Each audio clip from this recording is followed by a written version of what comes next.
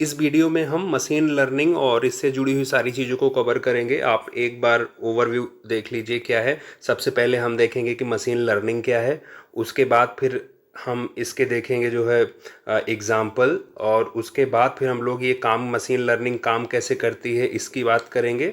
उसके बाद नेक्स्ट हम लोग इनके टाइप्स देखेंगे, मशीन लर्निंग के प्रकार क्या हैं, सुपरवाइज लर्निंग क्या है, अनसुपरवाइज लर्निंग क्या है, रेनफोर्समेंट लर्निंग क्या है।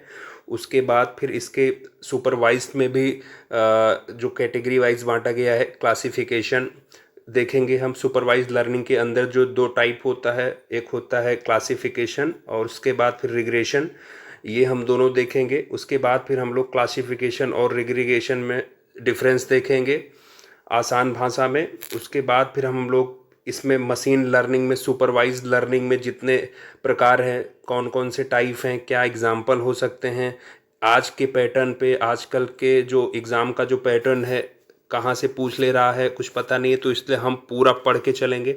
इस पे हम सारी चीज़ें कवर करेंगे। सुपरवाइज्ड लर्निंग में हम लॉजिस्टिक और ये naive, KNN, decision tree, SVM, random forest, ये लीनियर रिग्रेशन और decision tree, support vector regression और ये लैसो रिग्रेशन और ये राइज रिग्रेशन, ये पढ़ेंगे। उसके बाद फिर अनसुपरवाइज्ड लर्निंग पढ़ेंगे, उसके टाइप, उसमें भी कौन कौन से काइंड के मीन्स क्लस्टरिंग पढ़ेंगे, क्लस्टरिंग वगैरह, ऑप स्कैन क्लस्टरिंग पढ़ेंगे, गॉसियन मिक्सचर पढ़ेंगे।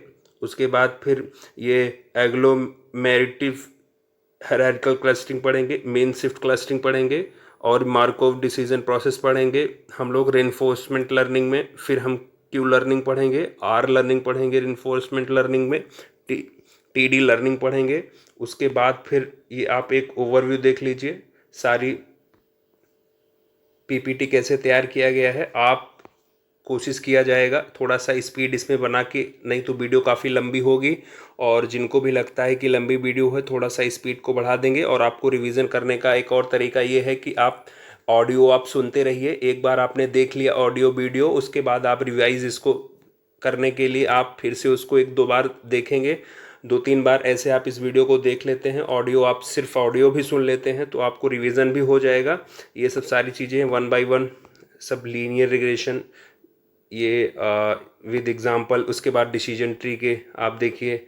फिर हम लोग सपोर्ट वेक्टर इसमें ये पढ़ेंगे। फिर हम लोग ये जो है ना, ये लासो रिग्रेशन ये पढ़ेंगे। उसके बाद फिर ये देखिए, ये जो रेज रिग्रेशन है वो पढ़ेंगे। फिर के मीन्स क्लस्टरिंग देखेंगे, के मीन्स क्लस्टरिंग, उसके एग्जांपल देखेंगे। आइए डीवी स्कैन क्लस्टरिंग देखेंगे। फिर ये देखिए गॉसियन मिक्सचर मॉडल देखेंगे। उसके बाद फिर ये हायरार्किकल क्लस्टरिंग देखेंगे।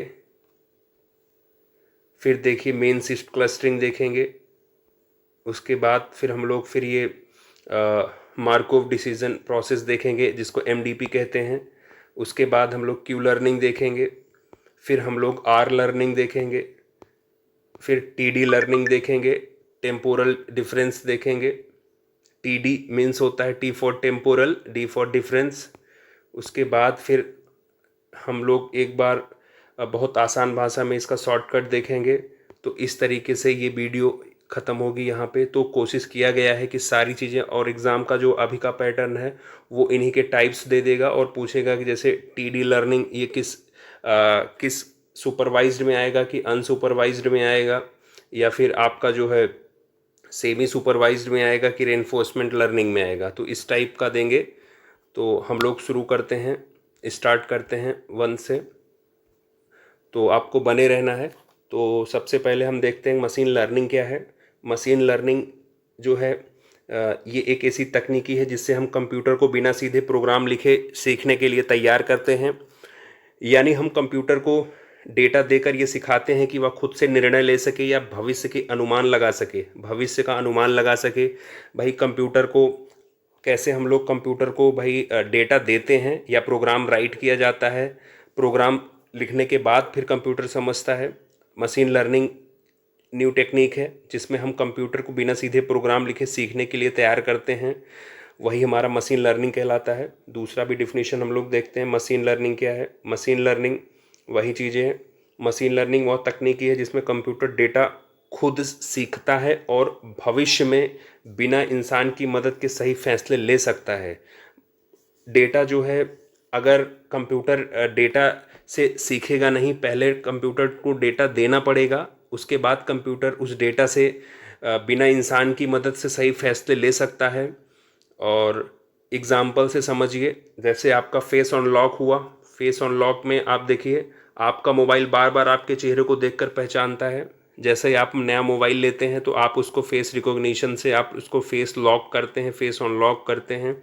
तो सबसे पहले आप उसको डेटा देते हैं। मोबाइल आपने न्यू ख़रीदा, आपने उसको फेस रिकॉग्निशन से आपने उसको फेस लॉक किया और फेस अनलॉक करते हो आप, तो सबसे पहले आपका फेस देना पड़ता है। आप अपना फेस लॉक करते हो उसमें, तो आप जब डेटा देते हो उसके बाद से ही तो कंप्यूटर डेटा देने के बाद से ही तो आपको पहचानता है, दोबारा से फिर वो मैच कर लेता है, हाँ ठीक है ये वही डेटा है, तो आपका फ़ोन अनलॉक हो जाता है जब आप दोबारा से अनलॉक करते हो। ठीक वैसे ही आप थंब का आप करते हो फ़ोन में, जो थंब का है तो सबसे पहले आपका थंब आप कंप्यूटर को देते हो या फ़ोन को देते हो, तो ये डेटा देने के बाद फिर दोबारा से लॉक खोलने के लिए आपको वही डेटा वो मैच कर लेगा। यानी कि आपने क्या किया, आपने पहले कंप्यूटर को डेटा दिया। चलिए आगे देखते हैं मशीन लर्निंग। ये जो मैंने आपको जो बताया ये किसका एग्जाम्पल है, ये सारे जो है आपके मशीन लर्निंग के एग्जाम्पल हैं। किसके एग्जाम्पल हैं, मशीन लर्निंग के एग्जाम्पल हैं। अब देखिए ये मैंने आपको बता दिया। और मोबाइल आपके चेहरे की पहचान डेटा से ही सीखती है। दूसरा आप देखिए प्रोडक्ट रिकमेंडेशन, जिसको कहते हैं ऑनलाइन शॉपिंग पर सुझाव। अभी आपने अगर थोड़ा सा ऑब्जर्व किया हो, कभी आप फ्लिपकार्ट वगैरह पे, स्नैपडील या अमेज़ोन वगैरह पे आप कोई चीज़ शॉपिंग वगैरह करते हो, तो आप जो चीज़ें आप उसमें देखते हो, कई चीज़ें आप बार बार देखते हो, तो वो आपको रिकमेंड करता है कि ये इस कंपनी का आप लो, दूसरी कंपनी का लो। यानी कि आपको आपकी पसंद के अनुसार फ्लिपकार्ट चीज़ें दिखाना शुरू करती है। यानी कि कहीं ना कहीं ये हर बार जब आप दोबारा भी आप फ्लिपकार्ट ओपन करोगे तो आपको फिर वही चीज़, उस टाइप की चीज़ आपको दिखाएगा जो इसके पहले आपने सर्च किया होगा। यानी कि सबसे पहले वो आपसे डेटा लिया कि आपको किस टाइप का प्रोडक्ट पसंद है, तो उसी का वो जो है आपको सुझाव, उसी के अनुसार आपका वो सुझाव देता है। और ये कैसे पॉसिबल हुआ, ये मशीन लर्निंग की मदद से हुआ। ये समझती है कि आपने पहले क्या पसंद किया था। यूट्यूब के भी एल्गोरिथम जो है कुछ ऐसे ही हैं। और आपने देखा होगा कि आपको अगर पुराने गाने पसंद है, आपने कभी पुराने गाने आप दो चार बार आप उसमें सर्च करके सीखते हो, तो वो आपको एल्गोरिथम ऐसा है कि वो आपको वही चीज़ दिखाएगा, आपको आपके पसंद की चीज़ ही दिखाएगा। आपको मूवी पसंद है तो आप देखिए, एक दो बार आपने सर्च किया है, या नए में या साउथ में, अगर साउथ में आप ढेर सारी मूवीज़ देखते हो तो वो आप देखोगे यूट्यूब के पेज पे आपको वो वही सजेस्ट करेगा, ढेर सारी न्यू मूवीज़ या पुरानी जो भी है, आप जिस लैंग्वेज में आप देख रहे हो या फिर जैसे जिस एक्टर की आप ज़्यादा देख रहे हो, तो वो पहले मशीन लर्निंग की मदद से ही ये पॉसिबल है कि वो आपने क्या पसंद किया था पहले, उसी हिसाब से वो आगे अपडेट आपको मशीन लर्निंग की ही वजह से आपको वो अपडेट मिलता है। मशीन लर्निंग काम कैसे करती है, हम इसके बारे में बात करेंगे। अब देखिए मशीन लर्निंग कैसे काम करती है। सबसे पहले ये डेटा इकट्ठा करना, उसके बाद फिर पहले कंप्यूटर को बहुत सारा डेटा जब आपके पास है तो सबसे पहले कंप्यूटर को आप बहुत ढेर सारा डेटा देते हो, और ये डेटा को पैटर्न से सीखता है। डेटा से पैटर्न सीखना इसका काम है। कंप्यूटर उस डेटा में पैटर्न ढूंढता है, उसके बाद फिर आपका मॉडल बनाना कंप्यूटर उस पैटर्न के आधार पर एक मॉडल बनाता है। जैसे आपने कंप्यूटर को डेटा दिया कि मुझे लिवाइस का ये टी शर्ट, मुझे लिवाइस का टी शर्ट पसंद है, तो आपने डेटा दिया तो वो लिवाइस के और भी टी शर्ट आपको दिखाना शुरू करेगा। यानी कि ये किस आधार पे हुआ, ये डेटा से पैटर्न बना के तब मशीन लर्निंग इस तरीके से काम कर रही है। और उसके बाद फिर ये प्रिडिक्ट भी करती है, प्रोडिक्शन, अनुमान लगाना, टेस्ट करना या अनुमान लगाना, ये अपने आप अनुमान भी लगाती है। नया डेटा उसी के हिसाब से आपको देती है। नया डेटा आने पर वो मॉडल सही अनुमान लगाने की कोशिश करती है कि शायद कस्टमर को ये प्रोडक्ट पसंद हो, वो नहीं पसंद है तो नेक्स्ट प्रोडक्ट आपको दिख जाएगा। अब इनके टाइप्स क्या हैं, ये एग्ज़ाम में यहाँ से UP SSSC के एग्ज़ामों में आप देखिए जो है वो इसके अंदर घुस के पूछ रहा है, अनसुपरवाइज्ड लर्निंग के अंदर जाके पूछ रहा है, सुपरवाइज्ड लर्निंग के जो प्रकार हैं उनके अंदर जाके पूछ रहा है कि ये किस लर्निंग के एग्जाम्पल हैं। और हम लोग देखेंगे सुपरवाइज्ड लर्निंग। सुपरवाइज लर्निंग यानी कि ये निगरानी के साथ सीखता है। सुपरविज़न जैसे कहते हैं ना, सुपरवाइज जो सुपरवाइज़र होता है वो सुपरविज़न का काम करता है, यानी कि कंप्यूटर को सही डेटा के साथ, कंप्यूटर को सही उत्तर के साथ डेटा दिया जाता है। जो आप डेटा देते हो कंप्यूटर को, वो एग्जाम्पल है सुपरवाइज लर्निंग का। यानी कि कंप्यूटर को आप बताओगे एक तस्वीर है, तो कंप्यूटर को आप बताओगे कि ये जो तस्वीर है, आप एक डॉग का दिखाओगे, एक कैट का दिखाओगे और बताओगे कि ये डॉग ये है और ये कैट है, ये कैट का पिक्चर है, ये डॉग का है। यानी कि तस्वीर में वो कुत्ता दिखाओगे और बिल्ली दिखाओगे और उसमें बताया जाएगा, उसका नाम भी बताया जाएगा कि ये जो फिगर है ये कुत्ते का है, ये जो फिगर है ये बिल्ली का है। तो सुपरवाइज लर्निंग यानी कि ये कंप्यूटर को सही डेटा के साथ दिखाया जाता है, ठीक है। अनसुपरवाइज वहीं पे देखोगे, अनसुपरवाइज लर्निंग में यानी कि कंप्यूटर को सिर्फ डेटा दे दो, उसमें आप आंसर नहीं बताओ। यानी कि आपने फिगर दे दिया, सिर्फ एक डॉग का दे दिया और एक कैट का दे दिया, लेकिन आपने नाम नहीं बताया, बस आपने फिगर उसका दिया। तो आप अपने आप कंप्यूटर को सिर्फ डेटा आपने दिया, ठीक है, जो आपने टैग देखा होगा। अनसुपरवाइज लर्निंग में क्या है कि आपने सही उत्तर नहीं आपने बताया, आपने बस फिगर दे दिया बट आपने नाम नहीं बताया, है ना। तो वो अपने हिसाब से फिर कैटेगरी वाइज अनसुपरवाइज लर्निंग में बांटेगा। और जैसे और भी एग्जांपल देख सकते हो, छात्र हैं, ढेर सारे छात्र हैं, तो उनकी आदतों के आधार पे वो कई ग्रुप में बांटता है। यानी कि आप ध्यान रखना, ग्रुपों में बांटेगा। जैसे 10 छात्र हैं तो 10 में से 10 स्टूडेंट्स हैं मान लो, तो उसमें से अगर वो कलर के हिसाब से देखेगा, चेक करेगा, तो सबसे पहले देखेगा कि वेटिस कौन है। अगर 10 में 4 वेटिस कलर के हैं तो बताएगा कि 4 वेटिस कलर है गेहुए कलर में। उसके बाद फिर अगर 2 डस्की कलर है, सांवले कलर में है, तो बताएगा कि 10 में से 2 सांवले कलर के इंसान हैं। तो आप पहले एक ग्रुप में बांटेगा ऐसे करके, है ना। और देखते हैं रिइंफोर्समेंट लर्निंग क्या है। तो इसमें इनाम और सज़ा से सीखता है। यानी कि रिइंफोर्समेंट लर्निंग क्या है, तो जैसे कोई आदमी काम कर रहा है, उसने अगर एरर हुआ है उससे, तो उसके एरर को सजा दो उसको, उसके बाद से फिर वो आगे उस चीज़ को इम्प्रूव करेगा और अपनी गलतियों से सीखेगा। उसको अवार्ड दो तो और अच्छा काम करेगा। कंप्यूटर को किसी कार्य पर इनाम या सजा दिया जाता है, वह सीखता है। जैसे आप गेम खेलते हो, लाइव गेम वगैरह कुछ खेल रहे हो, जब आप अच्छा खेलते हो तो आपको +2 पॉइंट, और उसके बाद जब आप हारते हो तो आपका -2 पॉइंट। तो ये हो गया आपका रिइंफोर्समेंट लर्निंग। अब हम देखते हैं सुपरवाइज्ड लर्निंग के जो टाइप्स हैं। अब सुपरवाइज्ड जो ये बहुत इंपॉर्टेंट है ना, एग्ज़ाम में पूछा जाता है। अब ये पूछा क्या जाएगा, पूछा ऐसे नहीं जाएगा, पूछा जाएगा उसके अंदर सुपरवाइज, ये पूछा, कोई ऑप्शन दे देंगे, एग्जाम्पल दे देंगे और पूछेंगे ये सुपरवाइज लर्निंग का एग्जाम्पल है या अनसुपरवाइज लर्निंग का। तो वहाँ से आपको बताना पड़ेगा, इसलिए आपको पता होना चाहिए। अब देखते हैं क्लासिफिकेशन लर्निंग क्या होता है। जब मशीन को ये निर्णय लेना है कि चीज़ किस कैटेगरी, किस वर्ग में आती है, तो उसे क्लासिफिकेशन कहते हैं। जैसे अच्छा, क्लासिफिकेशन देखिए, आप एक एग्जाम्पल से देखिए, समझने की कोशिश करिए, उम्मीद करता हूँ कि समझ में आएगा। जैसे इनपुट है, इनपुट होता है, एक आउटपुट होता है। Input data, output data. Output means क्या होता है, एक रिजल्ट। आउटपुट क्या होता है, रिजल्ट। हमने क्या बताया अभी क्लासिफिकेशन में, हमने आप क्लासिफिकेशन का एग्जाम्पल क्या हुआ, वो तुरंत लेबल में बताएगा। इसका डेटा कैसे होगा, ईमेल जैसे हमने पूछा कि आप बताओ कि ये ईमेल कैसा है, ये स्पैम है कि स्पैम नहीं है, या स्पैम है या नहीं है, तो ये बताएगा यस या नो, हाँ है या फिर नहीं है। अब जैसे मैं पूछ रहा हूँ, एक ग्रुप में बांटेगा।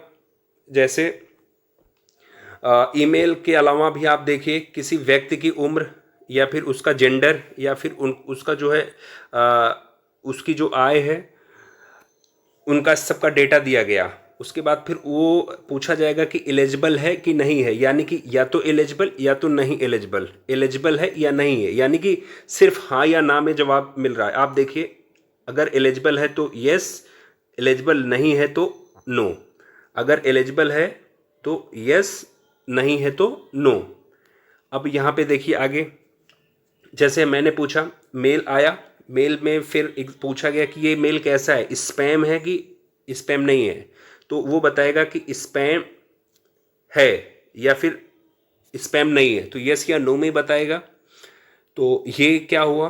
अब आप क्या कर रहे हो, आप एक फिगर दिखा रहे हो, आप फिगर दिखा रहे हो डॉग का या फिर कैट का, है ना। क्लासिफिकेशन में क्या होगा, क्लासिफिकेशन में वो बताएगा कि फिगर में या तो ये कुत्ता है या फिर बिल्ली है, एक ऑप्शन बता देगा वो। तो यानी कि आपको सबसे ज़्यादा, अब यहाँ पे अगर आपको नहीं याद है, आप अभी तक अगर नहीं समझ में आया, तो सिर्फ आप इतना भी ध्यान रख सकते हो कि क्लासिफिकेशन में ये वाला पॉइंट बस आप ध्यान रखोगे, आपको नहीं भूलेगा। क्लासिफिकेशन में हमेशा एक क्लास होता है, क्लास लगा है ना, CLASS, क्लास से स्टार्ट है क्लासिफिकेशन। तो क्लास मतलब होता ही है वर्ग, और वर्ग क्या है भाई, या तो लड़का या तो लड़की। तो आप क्या बताओगे, हाँ या ना, लड़का है या लड़की है, यानी कि या तो हाँ या ना में, या तो पास, अगर कोई पास, या तो दो ही होता है, या तो पास है या तो फेल है, तो या तो पास है या फेल है। स्पैम है या नॉर्मल है, तो नॉर्मल है या स्पैम है। तो एक बताएगा यस, स्पैम है तो यस, नहीं है तो नॉर्मल, नो। तो ये आपका हो गया क्लासिफिकेशन का एग्जाम्पल। आगे देखते हैं रिग्रेशन। रिग्रेशन यानी कि पूर्वानुमान। अब देखिए, जब मशीन को, वहाँ पे क्या था, वहाँ पे क्लासिफिकेशन में क्या था, क्लासिफिकेशन में यस या नो बता देता था। यहाँ पे क्या है, जब मशीन नंबर या वैल्यू, जो वैल्यूज़ जो होते हैं, न्यूमेरिकल जो होते हैं, न्यूमेरिक नंबर्स जो होते हैं, उसमें अगर आपको एग्जांपल मिलेगा, जैसे ऑप्शन में आपको पेपर में मिलता है कि 85%, ये क्या है, एक नंबर दिया हुआ है, आपसे पूछ रहा है कि किसका एग्जांपल है, तो ये रिग्रेशन, और रिग्रेशन किसका पार्ट है, तो वो आपको बताना पड़ेगा। एग्जाम में इस टाइप का पूछ रहा है। अब देखिए, जब मशीन को कोई नंबर या कोई वैल्यू का जो अनुमान लगाना होता है, तो उसे ही रिग्रेशन कहते हैं। जैसे आपने पूछा, आपने एक घर दिखाया, आपने एक घर का डेटा दिया, है ना। अब घर का डेटा दिया, तो सबसे पहले आपको क्या बताना पड़ेगा, आपको इनपुट देना पड़ेगा। तो घर का आकार क्या है, तो आप बताओगे 1000 स्क्वायर फीट। तो आपको डेटा, आप कोई नंबर या वैल्यू से अनुमान लगाता है ना, आप 500 स्क्वायर फीट बताओगे तो उसी हिसाब से वो रेट बताएगा। 1000 स्क्वायर फीट बताओगे तो रेट और बढ़ जाएगा।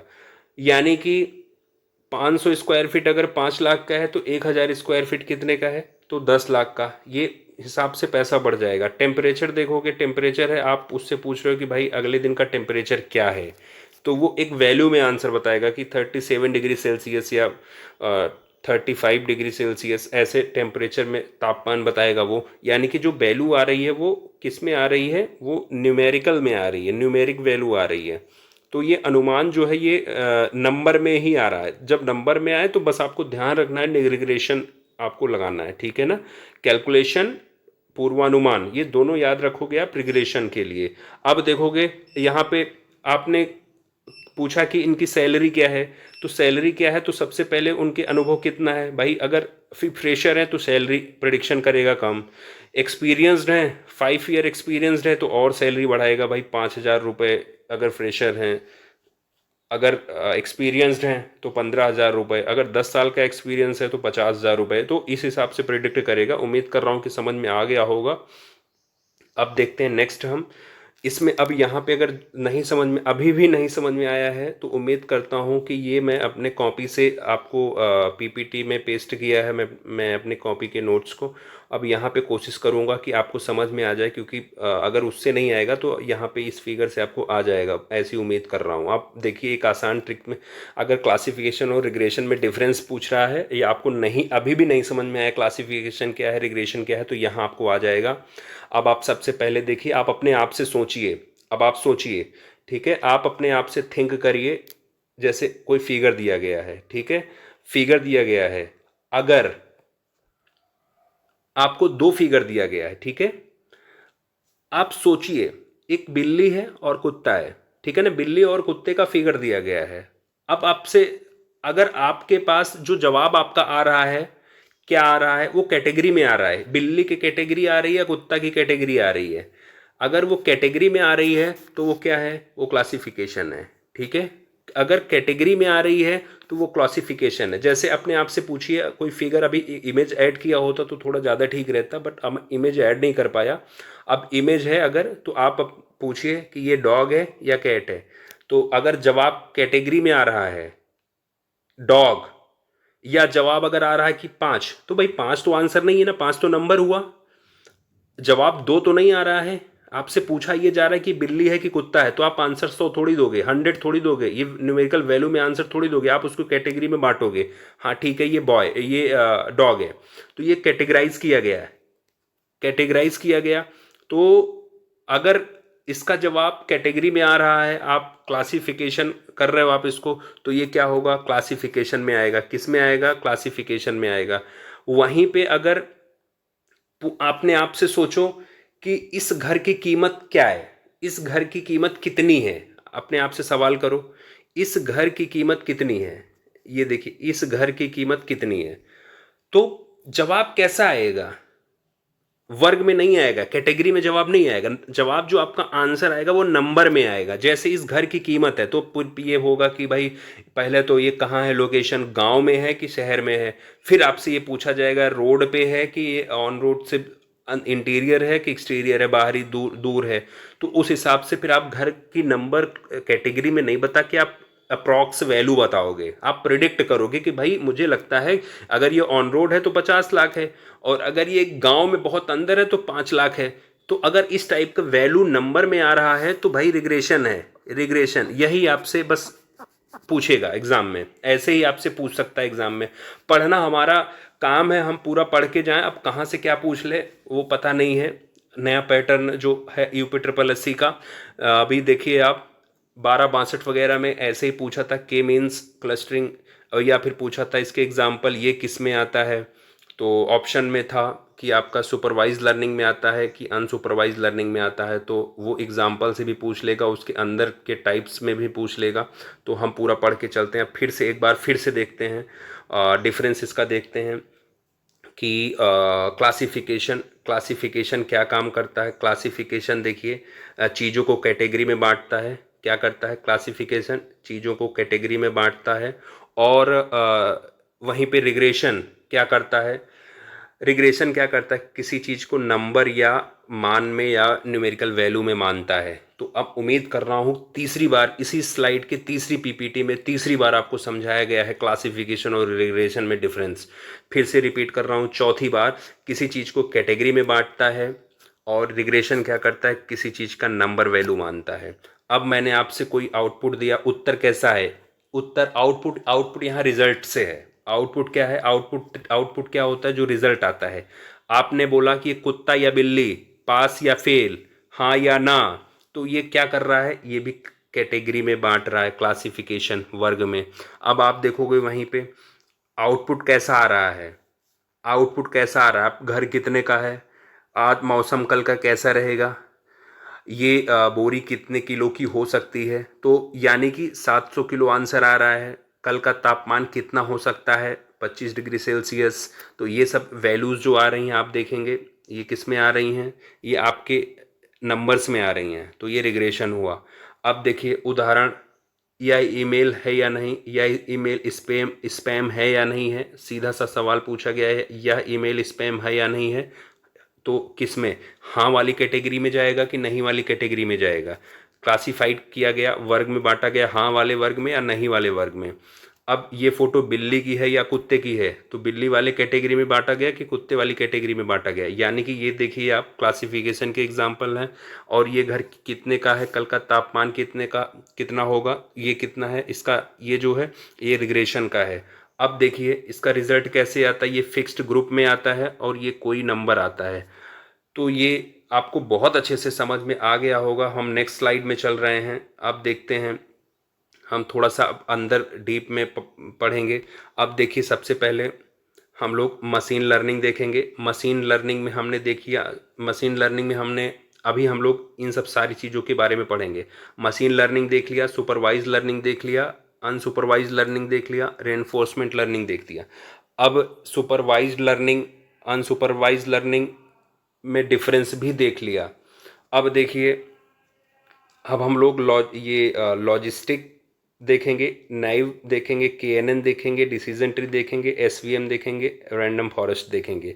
ये हम सबसे पहले कवर करेंगे, उसके बाद फिर ये सारी चीज़ें कवर करेंगे, फिर ये करेंगे, और फिर उसके बाद फिर ये रेनफोर्समेंट लर्निंग में। क्योंकि अभी अभी एग्ज़ाम, पिछले एग्ज़ाम में जो पूछा जा रहा है वो यहाँ से पूछा जा रहा था, जो एग्ज़ाम में दिया गया के मीन्स क्लस्टरिंग किसका एग्जाम्पल है, 1262 में आप देखिए इस टाइप के क्वेश्चन पूछ रहे हैं। तो ऑप्शन में था supervise learning, unsupervise learning, reinforcement learning. तो देखिए के मीन्स क्लस्टरिंग ये एग्जाम्पल है अनसुपरवाइज लर्निंग का।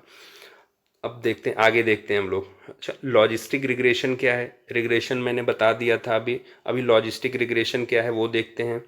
अब लॉजिस्टिक रिग्रेशन ये एक ऐसा तरीका है जिससे हम ये पता करते हैं कोई चीज़ हाँ में है या नहीं में है, यानी कि दो में से एक का विकल्प ही चुनना होगा, पास या फेल, हाँ या ना। मैंने यही तो बता रहा था आपको अभी पिछले स्लाइड में, यस या नो में, वर्ग में क्लासिफिकेशन जो आप रिग्रेशन देख रहे थे।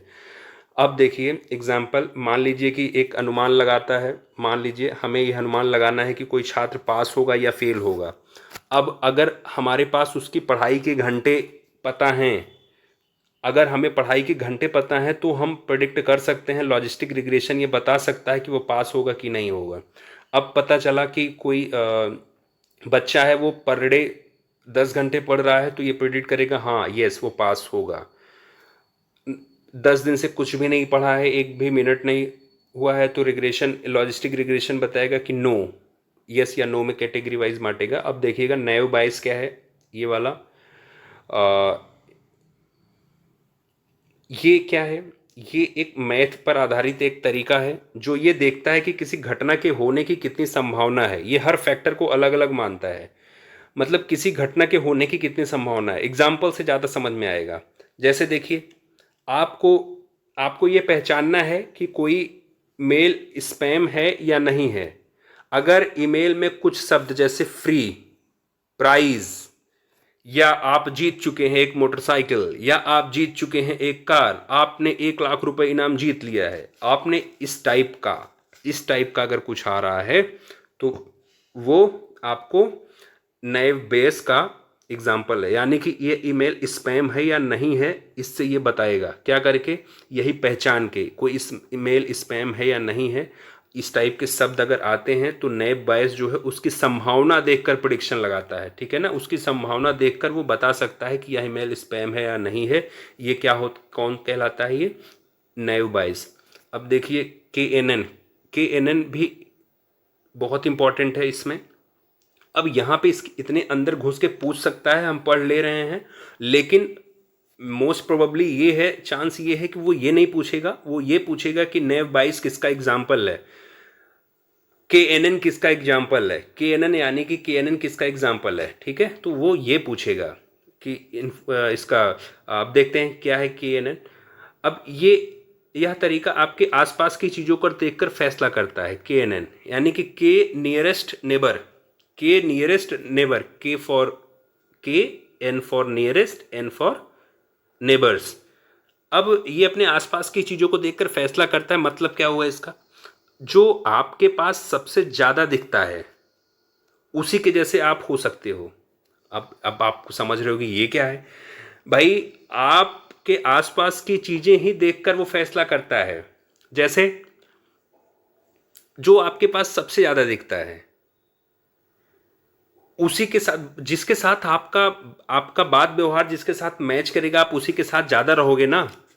या आप जो चीज़ आपके पास, आपको जो पसंद है आप उसी को लेना पसंद करोगे। एग्जाम्पल देखिए, एग्जाम्पल फ्रूट्स का एग्जाम्पल लेता हूँ।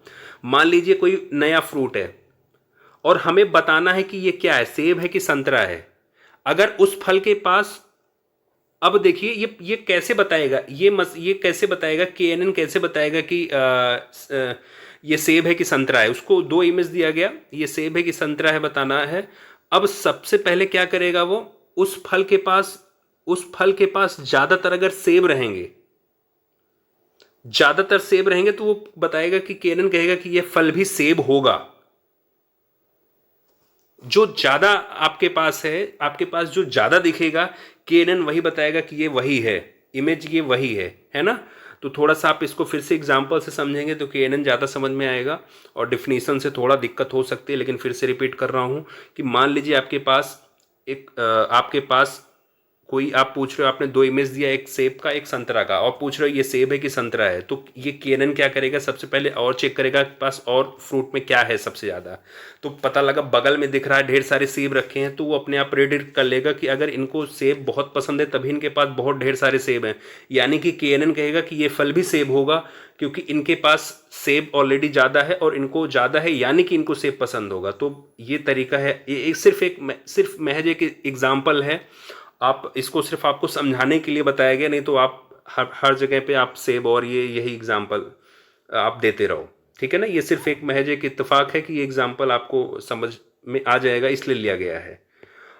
अब देखिए डिसीजन ट्री क्या होता है। डिसीजन ट्री ये क्या है भाई, ये एक पेड़ की तरह ही है। सबसे पहले आपसे सवाल पूछेगा, उसके बाद ही आगे बढ़ेगा। आपसे सवाल पूछकर आगे बढ़ता है, मतलब डिसीजन अपने आप में क्या है, डिसीजन आप लेते हो ना, तो आप उससे याद रखना कि सबसे पहले ये क्वेश्चन आपसे पूछेगा, उसके बाद में फिर और अंत में जवाब देगा। जवाब देने के पहले आपसे पहले क्वेश्चन पूछेगा, ठीक है। जैसे कोई भी आंसर अगर आपको चाहिए तो सबसे पहले सामने वाले के क्वेश्चन का जवाब दो, तो डिसीजन ट्री वही काम करेगा। सबसे पहले जवाब ना दे करके सबसे पहले वो आपसे सवाल पूछेगा, फिर आपके उन्हीं सवालों के हिसाब से आपके जवाब तक पहुंचेगा। जैसे एग्जाम्पल देखिए, मान लीजिए आप ये तय कर रहे हैं कि बारिश हो रही है। अब बारिश हो रही है तो छाता लेना है कि नहीं लेना है, तो डिसीजन ट्री क्या करेगा, सबसे पहले आपसे ये पूछेगा। अब आप पूछ रहे हो, डिसीजन ट्री से ही पूछ रहे हो, डिसीजन ट्री भैया ये बताओ कि बारिश हो रही है, मैं छाता लूं या ना लूं। तो वो आपसे तुरंत नहीं बोलेगा, सबसे पहले ये बोलेगा कि उसका सवाल होगा, हाँ ये बताइए कि क्या बारिश हो रही है। ये सबसे पहले वो ये पूछेगा, ये बताओ कि क्या बारिश हो रही है, ये उसका सवाल होगा। अब आपके जवाब के ऊपर निर्भर करेगा कि छाता लो या ना लो, उसके आपके जवाब के हिसाब से डिसीजन ट्री आपको आंसर करेगा। अब देखिए, आपने सवाल किया कि डिसीजन ट्री ने सवाल किया क्या बारिश हो रही है, तो आपने क्या किया, आपने आंसर दिया हाँ हो रही है। तो अपने आप डिसीजन ट्री क्या करेगा, हाँ छाता लो। अब वो उसने जवाब दे दिया छाता लो, अब आपका जवाब के हिसाब से उसका आंसर होता ना। आपने अगर जवाब ये दिया होता कि नहीं, उसका सवाल था क्या बारिश हो रही है और आपका जवाब था नहीं, तो डिसीजन ट्री क्या बोलता, डिसीजन ट्री बोलता कि नहीं छाता मत लो, यानी कि उसका आंसर नो में आ जाता। देखिए मोस्ट प्रोबेबली इसमें ज़्यादातर में आप देख रहे होंगे यस या नो में ही आ रहा है। अब उम्मीद कर रहा हूँ कि एग्ज़ाम्पल बहुत मुश्किल से ऐसे ऐसे एग्ज़ाम्पल लिए गए हैं और जो आपको सिर्फ समझाने के लिए हैं। कभी कभी क्या होता है कि एग्जाम्पल आपको हमेशा याद रहेगा, जब आप पेपर दे रहे होगे तो आपको याद आएगा कि सर ने क्या बताया था कि बारिश छाता और ये डिसीजन ट्री, तो आप डिसीजन ट्री समझ जाओगे। अब देखते हैं, नेक्स्ट देखते हैं जो हमारा जो है सपोर्ट वेक्टर मशीन, एसवीएम जिसको कहते हैं। सपोर्ट वेक्टर मशीन क्या होता है, ये सपोर्ट वेक्टर मशीन ये दो अलग अलग चीज़ों के बीच सबसे अच्छी लाइन खींचता है, ताकि दोनों के बीच में फ़र्क साफ हो जाए, दोनों के बीच में डिफरेंस समझ में आए।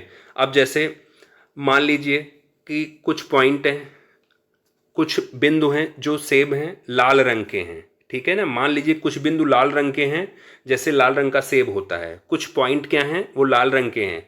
अब कुछ नीले हैं, ठीक है। अब जो संतरे हैं, अब ये देखिए एसवीएम इनके बीच में एक लाइन खींचेगा। एसवीएम क्या करेगा, इनके बीच में एक लाइन खींचेगा ताकि सेब अलग संतरा अलग अलग दिखे, दोनों एक साथ ना हो, ठीक है ना। तो यहाँ पे भी क्या कर रहा है, सेब को अलग और संतरा को अलग बांट रहा है। तो अब देखिए, जैसे नेक्स्ट देखते हैं, ये समझ में आ गया होगा। अब रैंडम फॉरेस्ट क्या है ये देखते हैं। रैंडम फॉरेस्ट यह कई डिसीजन ट्रीज का समूह होता है। जवाब क्या होना चाहिए, डिसीजन रैंडम फॉरेस्ट मतलब जल्दी से, है ना। डिसीजन ट्री का एक समूह होता है ये, ठीक है। ये सब मिलकर वोट करते हैं कि जवाब क्या होना चाहिए, मतलब कि यहाँ पे सभी मिलकर वोट करते हैं कि सही जवाब क्या होना चाहिए। जैसे एग्जांपल से समझिए, मान लीजिए कि आप एक फिल्म देखना चाहते हैं, ठीक है। आप एक फिल्म देखना चाहते हैं और आप 10 दोस्तों से पूछते हैं। आपने 10 दोस्तों से पूछा, 10 में से 7 लोगों ने कहा कि भाई देख लो, और 3 कहते हैं कि अरे जाना तो छोड़ो, एग्जाम है मत देखो, है ना, 55-12 का एग्जाम है मत देखो। तो आप क्या कर रहे हो, तो आप 70% देख रहे हो कि 70% लोग कह रहे हैं कि जाओ मूवी देखो, 30% लोग कह रहे हैं नहीं मत देखो एग्जाम है। आप बहुमत से डिसीजन लोगे, मोस्ट प्रोबेबली 70% लोग कह रहे हैं कि आप देखो, बहुमत में है फैसला, यानी कि रैंडम फॉरेस्ट तरीका है। अब क्या करेगा रैंडम फॉरेस्ट, ये बताएगा जाओ जाओ देखो मूवी देखो, यानी कि इसका आंसर, इसका ये 70% लोग क्या कह रहे हैं ये उस तरफ जाएगा। तो ये है आपका रैंडम फॉरेस्ट। तो यहां से ये खत्म होता है। अब आता है अब आता है ये अभी तक देखिए, अभी भी हम सब सारे सारे हम लोग सुपरवाइज लर्निंग ही पढ़ रहे हैं, अभी हम लोग अनसुपरवाइज पे नहीं आए हैं, सारे हम लोग सुपरवाइज पे हैं, लर्निंग ही है। अभी देखो जैसे ये देखिए आप, ये लॉजिस्टिक पढ़ लिया हमने, नैव बाइस पढ़ लिया, केएनएन पढ़ लिया, डिसीजन ट्री पढ़ लिया, एसवीएम पढ़ लिया, रैंडम फॉरेस्ट पढ़ लिया। ये सब आप देखिए सब सुपरवाइज लर्निंग है। अभी हमें इतने और पढ़ने, लीनियर रिग्रेशन, डिसीजन, ये सारे जो है अभी हमको इतने और पढ़ने हैं, ठीक है ना, 5। उसके बाद सुपरवाइज्ड लर्निंग खत्म होगा, तब हम लोग चलेंगे अनसुपरवाइज्ड पे। तो थोड़ा सा फास्ट करते हैं ताकि जल्दी से ये खत्म हो। अब देखिए लीनियर रिग्रेशन। अच्छा, लीनियर रिग्रेशन आपका क्या है, ये सुपरवाइज लर्निंग ही है। लीनियर रिग्रेशन वैसे तो अभी तक जितना आपने पढ़ा, लॉजिस्टिक, नैव, केएनएन, डिसीजन, ये सब सुपरवाइज्ड है। और अब देखिए लीनियर रिग्रेशन क्या है, यहाँ से हम लोग पिछला हो गया है। ये क्या है, तो अब देखो यह तरीका दो चीज़ों के बीच सीधी लाइन बनाता है। जैसे एक लाइन बनाएगा, ठीक है ना, जैसे पढ़ाई ज़्यादा तो नंबर ज़्यादा, पढ़ाई कम तो नंबर कम। जैसे अब एग्जाम्पल, पढ़ाई 1 घंटा कर रहे हो तो 40 नंबर, 2 घंटे कर रहे हो तो 50 नंबर, 3 घंटे कर रहे हो तो 60 नंबर। यानी कि ये लाइन बता रही है लीनियर रिग्रेशन में, लीनियर में देखोगे आप एक सीधी लाइन बन रही है, क्या, 1 घंटे 40 नंबर, 2 घंटे 50 नंबर, 3 घंटे 60 नंबर। यानी कि एक सीधी लाइन बन रही है, जितनी पढ़ाई उतने नंबर, सीधी लाइन, यानी कि दो चीज़ों के बीच सीधी लाइन बन रही है, ज़्यादा पढ़ाई अगर है तो ज़्यादा नंबर है। तो ये आपका क्या है, लीनियर रिग्रेशन का एक एग्जाम्पल है। अब डिसीजन ट्री रिग्रेशन देखिए, डिसीजन ट्री रिग्रेशन ये एक पेड़ जैसा है। अच्छा, ये हो गया है, लेकिन फिर से हम लोग देखते चलिए। डिसीजन ट्री रिग्रेशन में फैसला लेने वाला पेड़ इसको कहते हैं। ये पेड़ जैसा ही होता है, सवाल पूछकर जवाब देता है। मान लीजिए किसी की घर की कीमत जाननी है तो पेड़ से सवाल करेगा क्या एरिया है। ये आपको बता दिया हूँ, ये दूसरा एग्जाम्पल दे के भी समझा रहा हूँ। एरिया क्या है, तो सबसे पहले वो आपसे सवाल पूछेगा लोकेशन क्या है, तो आप बताओगे कि लोकेशन बताओगे। जब आपने लोकेशन बताया तो वो बताएगा कीमत कितनी है, ठीक है ना। तो हाँ या नो, जैसे वो सवाल डिसीजन ट्री वाला अभी एग्जाम्पल पिछला, वहीं से आप याद रखोगे, ठीक है ना। तो डिसीजन ट्री रिग्रेशन आपका देखिए, एक सेकेंड,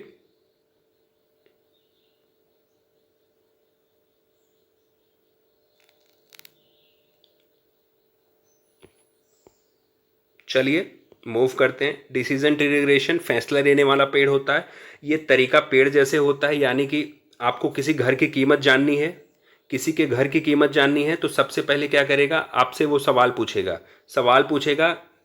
तब आपको जवाब देगा। जैसे सवाल पूछेगा कि आपने पूछा कि घर की कीमत आपको जाननी है, तो सबसे पहले पेड़ आपसे सवाल करेगा एरिया कितना है, एरिया ज़्यादा है कि कम है, तो आप बोलोगे ज़्यादा है, तो पैसा भी ज़्यादा प्रिडिक्ट करेगा। फिर आपसे अगला सवाल पूछेगा लोकेशन शहर में है कि गांव में है, उसी हिसाब से वैल्यू आपका आंसर देगा। लोकेशन शहर में है कि गांव में है, फिर बताएगा कि कीमत कितनी देनी होगी। यानी कि हाँ या ना में जवाब देते देते वो फाइनल डेस्टिनेशन तक पहुंचेगा। डिसीजन ट्री में ये होता है ना। अब देखिए आगे, सपोर्ट वेक्टर रिग्रेशन, एसवीआर, मजबूत लाइन ढूंढना क्या है, सपोर्ट वेक्टर रिग्रेशन एसवीआर, ध्यान रखना फुल फॉर्म भी पूछ सकता है। ये तरीका एक ऐसी लाइन बनाता है जो ज़्यादा से ज़्यादा डेटा को कवर करे, बीच से साफ साफ सुथरा हो। अब जैसे अगर डेटा थोड़ा गड़बड़ है या उल्टा पुल्टा है या ख़राब है, तो एसवीआर का काम क्या है, सबसे अच्छा रास्ता निकालेगा उसमें से, ठीक है ना, ताकि भविष्य का सही अनुमान लगाया जा सके। जो खराब डेटा है, जो उल्टे पुल्टे डेटा हैं, जो अगर डेटा थोड़ा गड़बड़ है, तब एसवीआर अच्छा रास्ता निकालता है ताकि भविष्य का सही अनुमान लगाया जा सके। ये बहुत सटीक होता है सपोर्ट वेक्टर रिग्रेशन। अब देखते हैं ये जो लासो रिग्रेशन क्या होता है।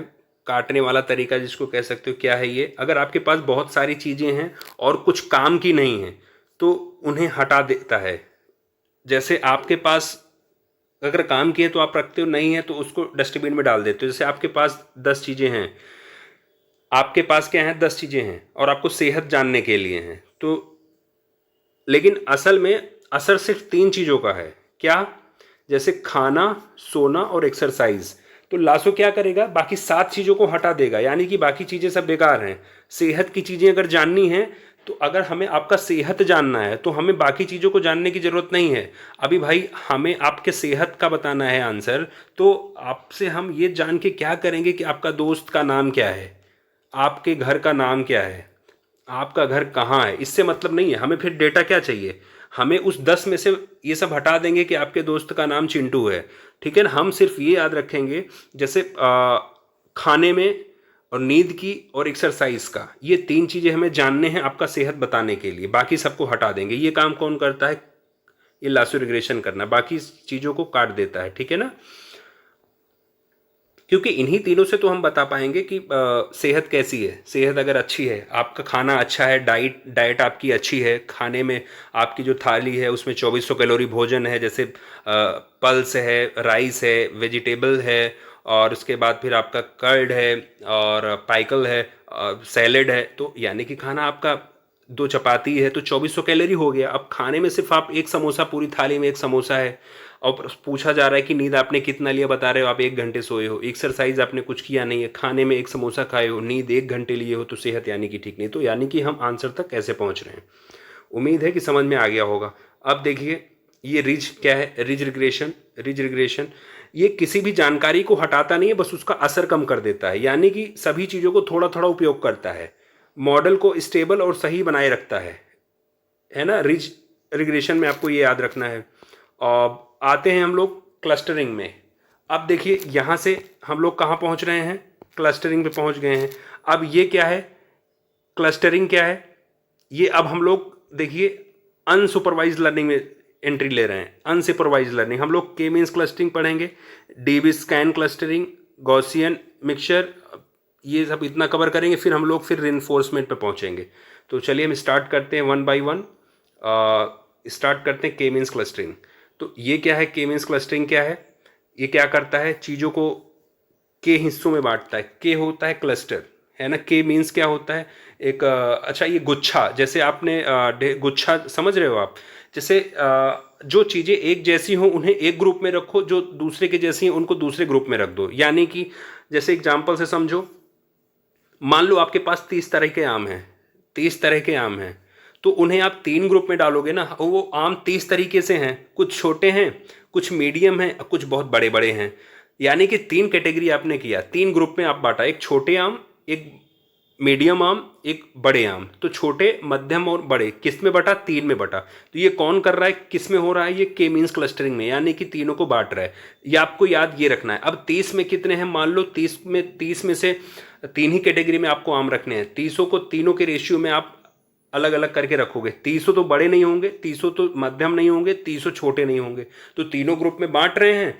यही आपका के मीन्स क्लस्टरिंग होता है। अब देखते हैं डीबी स्कैन क्लस्टरिंग क्या है। देखिए ये के मीन्स इंपॉर्टेंट है, के मीन्स क्लस्टरिंग इंपॉर्टेंट है, ध्यान रखिएगा।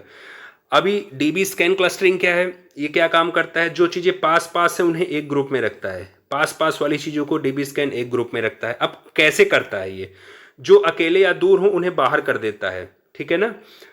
क्या करता है, पास पास की चीज़ों को एक ग्रुप में, दूर की चीज़ों को बाहर कर देता है। कौन, डीबी स्कैन। जैसे अब देखिए एग्जाम्पल से समझिए, अगर अगर पार्क में लोग इधर उधर बैठे हैं तो डीबी स्कैन क्या करेगा, डीबी स्कैन पास वाले लोग को एक ग्रुप बनाएगा, ठीक है, और जो बहुत दूर दूर बैठे हैं उन्हें ग्रुप से बाहर रखेगा, दूसरे यानी कि आउट ऑफ ग्रुप रहेंगे वो लोग। जो एक बगल बगल में बैठे हैं, आसपास बैठे हैं, एक ग्रुप बनाएगा, उनमें उन सबके नेम डालेगा, और जो दूर दूर बैठे हैं दूसरी जगह पे उनको ग्रुप से बाहर करेगा। तो डीबी स्कैन का काम क्या, जैसे आप पेपर में ये मिल जाएगा कि ग्रुप में जो ग्रुप से बाहर, किसी को ग्रुप से बाहर रखना है या अंदर रखना है, ग्रुप में मानना है या ग्रुप के बाहर मानना है, ये कौन करता है, तो डीबी स्कैन क्लस्टरिंग। किस क्लस्टरिंग में होता है, के मीन्स क्लस्टरिंग या डीबी स्कैन क्लस्टरिंग, तो डीबी स्कैन क्लस्टरिंग। अब ये देखिए गॉसियन मिक्सचर मॉडल। ये गॉसियन मिक्सचर मॉडल क्या है, ये क्या करता है, ये भी क्या करता है, गॉसियन भी चीज़ों को अलग अलग ग्रुप में ही बांटता है, लेकिन एक चीज़ कोई ग्रुप में हो सकती है। क्या हो सकती है, अब देखिए कैसे करता है ये, संभावना से। संभावना से कि कौन सा किस ग्रुप में ज़्यादा फिट बैठता है। ध्यान ये रखना कि नहीं तो आप पिछले वाले का इसमें आप सोचो कि सर ने बताया कि वो भी अलग अलग करता है, ये भी अलग अलग करता है। ध्यान ये रखना है इसमें एक चीज़ कई ग्रुप में हो सकती है। उसमें क्या था, एक चीज एक ही ग्रुप में रहेगा, पास पास के लोग रहेंगे। इसमें क्या है, एक चीज कोई ग्रुप में भी हो सकता है, किसी भी ग्रुप में हो सकता है। जैसे संभावना से तय करेगा, मान लीजिए कि बच्चों के कुछ बच्चे हैं, उनके नंबर हैं कुछ 40 हैं, 60 हैं, 80 हैं, तो ये बताएगा कि कौन बच्चे कमजोर हैं, कौन औसत हैं, कौन अच्छे नंबर वाले हैं। तो आप उस हिसाब से डालोगे ना, कौन कौन कौन बीच बीच में आता है। अब देखिए ध्यान ये रखना है, 40 नंबर जो पा रहा है, कोई 60 नंबर पाए, कोई 80 नंबर पाया है, तो बच्चों के नंबर कैसे हैं ये। अब आपसे पूछा जाए कौन बच्चे कमजोर हैं, तो जो 40 है, तो गॉसियन मिक्सचर मॉडल बताएगा कि जो 40 पाया है वो कमजोर है, कमजोर वाले ग्रुप में। जो 60 पाया है वो बच्चा औसत है, तो उसको औसत वाले में। और जो 80 नंबर पाया है वो गॉसियन क्या बताएगा, 80 नंबर वाला क्या है, तो वो अच्छे बच्चों के कैटेगरी में आएगा। ठीक है ना, तो 3 ग्रुप हुआ, तीनों ग्रुप में जो जिस ग्रुप में फिट बैठ रहा है। अच्छा, ये संभावना से ही हो रहा है, ठीक है ना। जो 80 पाया है तो आप क्या प्रेडिक्ट करोगे भाई, आप सामने वाला कैसा है, उसका कितने सामने वाला कैसा है, पढ़ने में अच्छा है कि नहीं अच्छा है, आप क्या करोगे। आप पूछोगे भाई आपने कौन सा एग्ज़ाम दिया, कितने एग्ज़ाम आप पास हुए, पता लगा 15 एग्ज़ाम दिए हैं और 15 के 15 में आज तक पास नहीं कर पाए, तो आप क्या बताओगे, आप उसको किस ग्रुप में रखोगे, कमज़ोर वाले ग्रुप में रखोगे ना। तो ये गॉसियन मिक्सचर मॉडल वही बताता है। 40 पाया तो ये प्रिडिक्ट कर लेगा कि बच्चा कमजोर है, उसको उसके कैटेगरी में डालेगा। 3 ग्रुप बने हुए हैं, उसको कमजोर की कैटेगरी में डालेगा। औसत है तो 60 वाले ग्रुप में डालेगा, 80 है तो अच्छे बच्चों वाले कैटेगरी में डालेगा। यानी कि ये बीच बीच में आते जाते हैं, ठीक है ना। देखिए अब क्या है, हायरार्किकल क्लस्टरिंग। हायरार्किकल क्लस्टरिंग क्या है, अब देखिए एक एक चीज को जोड़कर बहुत बड़ा ग्रुप बनाता है। ये एक एक चीज को जोड़ के बड़ा सा ग्रुप बनाएगा। जैसे ये कैसे काम करता है, पहले सबको अलग मानता है, फिर धीरे धीरे पास वालों को जोड़ता जाता है, जोड़ता जाता है, फिर ये बड़ा सा ग्रुप बनाता है। जैसे मान लो सब अकेले थे, मान लो पहले सारे दोस्त अकेले थे, फिर आप अकेले बैठे पार्क में बात कर रहे हो, एक दोस्त मिला, आप 2 दोस्त हो गए, फिर 2 दोस्त आपस में बात कर रहे हो, एक ऐसे जुड़ते जा रहे हैं, फिर 2 से 4 हुए, 4 से फिर ऐसे ऐसे ग्रुप बढ़ता चले जा रहे हैं। यानी कि जो आपकी सर्किल बन गई, फिर आपने एक ग्रुप बना लिया, व्हाट्सएप ग्रुप। तो क्या हुआ, फिर पूरा ग्रुप बन जाता है। यानी कि ग्रुप में जितने नंबर ऑफ कैंडिडेट्स हैं वो सारे फ्रेंड हैं। तो ये कौन, हायरार्किकल क्लस्टरिंग में बताता है। यानी कि ध्यान रखना कि एक एक, अब आपसे पूछेगा कि एक एक चीज को जोड़कर कौन ग्रुप बनाता है, तो option will be, correct option will be hierarchical clustering, है ना, it will be the correct answer. So we are moving mean shift clustering. Mean shift clustering क्या है, देखते हैं ये क्या काम करता है। जहां चीजें ज्यादा हो वहीं ग्रुप बनाता है। जैसे कैसे करता है ये, हर चीज आसपास वालों को देखकर वहीं शिफ्ट होती हैं। जैसे आप देखिए, जैसे आप बाजार गए, वहां ज्यादा भीड़ है, आप देखते हो कि जिसकी दुकान में ज्यादा भीड़ है, आप कहते हो कि कुछ तो खास है, तो वहां ज्यादा भीड़ है, वो दुकान अच्छी होगी। तो यानी कि आप क्या करोगे, आप वहां पे जाओगे, जहां ज्यादा भीड़ है आप वहां जाओगे। और वहीं बगल में एक ठेला खड़ा खड़ा है, उसके यहाँ कोई भी आदमी नहीं है और आपको फुल्की खानी है, कोई भीड़ नहीं है, तो आप उसके पास ना जाके बगल वाले ठेले के पास जाओगे जहाँ पे 15 लोग खा रहे हैं फुल्की, यानी कि आज की फुल्की अच्छी होगी, तो आप उसके पास जा रहे हो। तो यानी कि ज़्यादा भीड़, आप बाजार पहुंचे, जहां ज़्यादा भीड़ है आप वहां पहुंचे, है ना। तो ये किसका एग्जाम्पल हुआ, मेन शिफ्ट क्लस्टरिंग का। अब देखते हैं, यहाँ पे हो गया। अब हम लोग चलते हैं इसमें रीइंफोर्समेंट लर्निंग। अब देखिए यहाँ से स्टार्ट होता है आपका रीइंफोर्समेंट लर्निंग, है ना। ये यहाँ से स्टार्ट होता है आपका फर्स्ट से। रीइंफोर्समेंट लर्निंग के जो उसके जो एग्जाम्पल हैं, उसके जो टाइप्स हैं, वो सब हम बात करेंगे। अब देखिए ये क्या है, ये क्या काम करता है, मार्कअप डिसीजन प्रोसेस। अब देखिए किस हालत में किस हालात में क्या करना है, ये कौन बताता है, एमडीपी। किस हालात में क्या करना है, एमडीपी बताता है। ये एक तरीका है जिससे कोई इंसान या मशीन ये समझे कि किस स्थिति में क्या करना उचित होगा, ताकि उसे सबसे अच्छा इनाम मिल जाए, सबसे अच्छा फायदा मिल जाए। ये कौन बताता है, MDP. MDP markup decision process. अब देखिए जरा सोचिए, सोचो सोचो तुम घर पे हो, दो रास्ते हैं तुम्हारे पास। पहला, पढ़ाई करो, अच्छे नंबर मिलेंगे, अच्छे नंबर मिलेंगे तो पापा आपके स्कूटर देंगे, आपको स्कूटी या बाइक। अब दूसरा ऑप्शन है, मोबाइल चलाओ, मज़ा मिलेगा, नंबर कम मिलेंगे, आपको पनिशमेंट दिया जाएगा, घर से निकाल दिया जाएगा। सोचो दोस्त, ये दो रास्ते में हैं आपके पास। अब आपको सोचना है कि क्या काम करना है। तो आप क्या करोगे, आप जिसमें फ़ायदा होगा, आप जिसमें फ़ायदा होगा, लालच बस वो रास्ता चुनोगे, और यही दोस्त कहलाएगा एमडीपी। देखिए, अब तुम्हें सोचना है क्या करना है क्या नहीं करना है, ठीक है ना। तो आप ध्यान रखना, एमडीपी क्या है, एमडीपी मार्कोव डिसीजन प्रोसेस, किस हालात में क्या काम करना है ये डिसीजन आपको लेना है, और यही बताते हैं एमडीपी, ठीक है। अब देखिए थोड़ा सा हम लोग यहाँ पे भी देखते हैं एमडीपी। एमडीपी क्या है, एक निर्णय प्रक्रिया है। क्या करता है, निर्णय लेता है। क्या करता है, इसे पढ़ना है, खेलना है, या कौन बेहतर है, ये सब। क्यू लर्निंग क्या है, ये अनुभव से सीखता है, रोबोट द्वारा सही रास्ता सीखना। जैसे एग्जाम्पल हुआ इसका कि जैसे रोबोट क्या करता है, सही रास्ता, रोबोट द्वारा सही रास्ता सीखना, अपने आप सही रास्ता सीखता है। आर लर्निंग क्या है, औसत इनाम पर फोकस करता है, जैसे जो टैक्सी का ड्राइवर होता है वो सही रास्ता चुनता है। टीडी लर्निंग क्या है, अनुमान से सीखता है, सांप सीढ़ी में अगले चाल के अनुमान से सीखता है। अभी हम 1 बाय 1 करके इसको भी पढ़ाएं। अभी तो एमडीपी। अब देखते हैं क्यू लर्निंग क्या है। क्यू लर्निंग, यहाँ तो ये हमने शॉर्ट में बताया, अब इधर भी देखते हैं क्यू लर्निंग। फिर से देखते हैं, अनुभव से सीखना। अनुभव से सीखो, आसान भाषा में अगर कहें तो इसमें मशीन या इंसान खुद से ट्राई करके सीखता है। कौन सा काम करने से सबसे अच्छा इनाम मिलता है, ये इंसान खुद से सीखता है ना। मशीन ये खुद से सीखती है। जैसे एक बच्चा पहली बार लाइट का बटन दबाता है और लाइट जल जाती है, तो बच्चा समझ गया कि बटन दबाने से ही लाइट जलती है। बच्चा समझ गया कि बटन दबाने से ही लाइट जलती है, तो अब क्या करेगा, वो बार बार ट्राई करेगा, बार बार सीखेगा। बार बार ट्राई करने से वो सीखता है। क्या करता है, बार बार ट्राई करने से सीखता है। क्या करने से क्या होगा, यही क्यू लर्निंग बताती है, ठीक है। क्या करने से क्या होगा, ये क्यू लर्निंग बताती है। अच्छा, क्या करने से क्या होगा मतलब समझ में अगर नहीं आया तो फिर से समझिए। क्या करने से क्या होगा, लाइट को स्विच ऑन करने से क्या होगा, लाइट जलेगी। लाइट को ऑफ करने से क्या होगा, लाइट क्या हो जाएगा, बल्ब बंद हो जाएगा। तो ये अनुभव से सीखता है, बच्चा अनुभव से सीखता है, मशीन अनुभव से सीखती है। स्विच ऑन करने पे लाइट जल गई, उसने अनुभव से सीख लिया, भाई अब ऑन ऐसे करेंगे। अब देखते हैं आर लर्निंग क्या है। औसत फायदा देखो, शॉर्टकट क्या है, आर लर्निंग। जब भी आप भूल जाओ तो औसत फायदा देखो। देखते हैं इजी लैंग्वेज में। इसमें मशीन ये नहीं देखती कि अभी क्या इनाम मिला, बल्कि ये देखती है कि लंबे समय में किस चीज से सबसे ज्यादा फायदा होता है।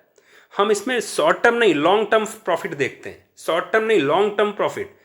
आर लर्निंग कैसे, एग्जांपल देखिए।